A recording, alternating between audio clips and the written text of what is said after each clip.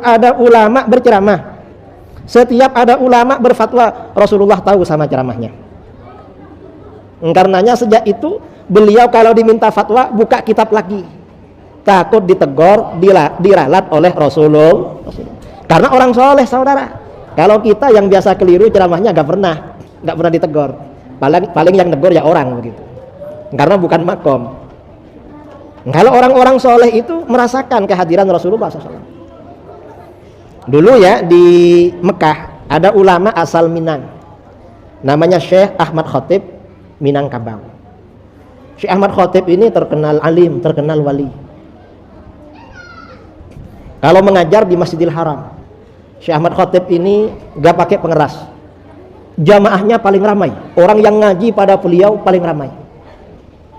Gak pakai pengeras, semua orang dengar suara beliau, karomahnya. Dan beliau ini ulama yang majelisnya paling ramai. Lama-lama beliau sholat istikharah, ingin tahu ulama yang ngajar di Masjidil Haram yang paling mulia di sisi Allah itu siapa. Karena beliau paling ramai. Akhirnya sholat istikharah.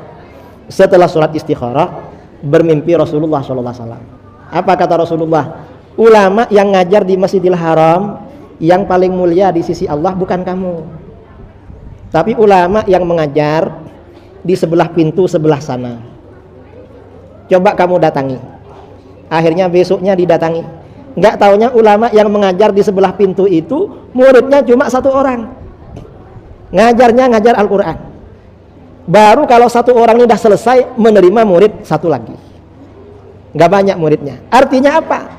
Apa saja yang terjadi pada umatnya Rasulullah itu memonitor. Rasulullah itu tahu. Orang-orang soleh merasakan. Kemudian ini kehidupan alam barzah bagi Nabi. Dan tidak hanya Nabi yang hidup di alam barzah. Para leluhur kita, keluarga kita, kerabat kita, guru-guru kita yang sudah meninggal itu juga masih hidup dan memonitor, mengetahui apa yang kita lakukan. Di dalam hadis sabda Rasulullah SAW, inna a'malakum tu'radu ala asyairikum wa aqaribikum minal amwat. Sesungguhnya amal perbuatan kamu diperlihatkan pada kerabat jauh kamu dan kerabat dekat kamu yang telah meninggal dunia. Artinya apa? Apa saja yang kita lakukan, kerabat kita, nenek moyang kita, leluhur kita, paman dan bibi kita, orang tua kita.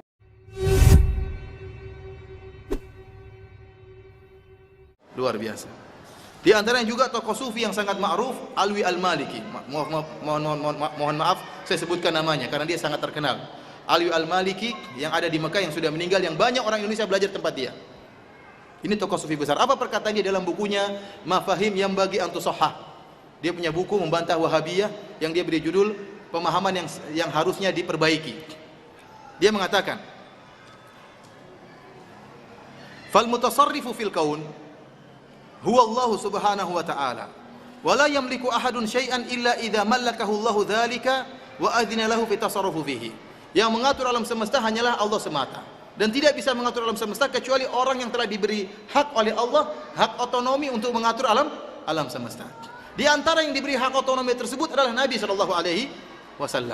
Dia mengatakan pada halaman-halaman berikutnya, fa innahu hayyud darain. Rasulullah itu hidup di dunia dan akhirat.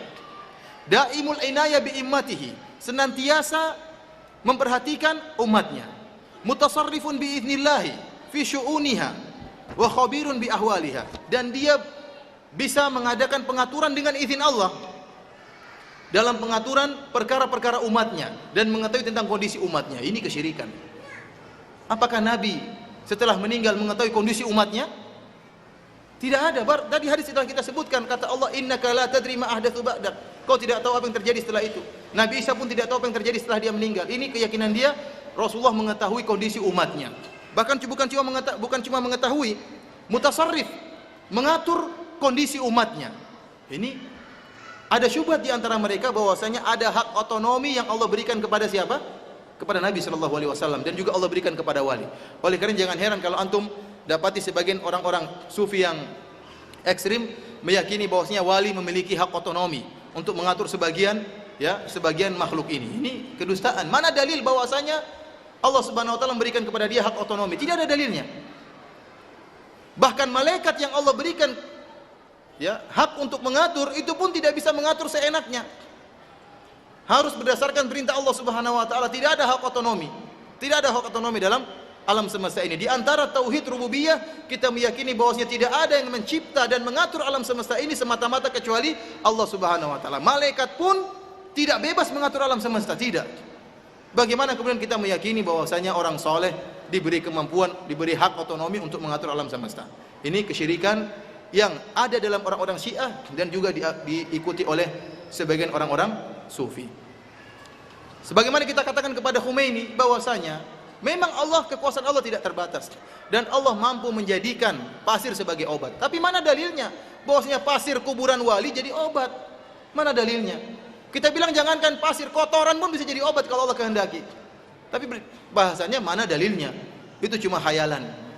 Oleh yang kita dapati sebagian kuburan para wali diambil pasirnya, dikeruk terus, harus ditimbun terus pasirnya karena dijadikan sarana untuk mencari keberkahan.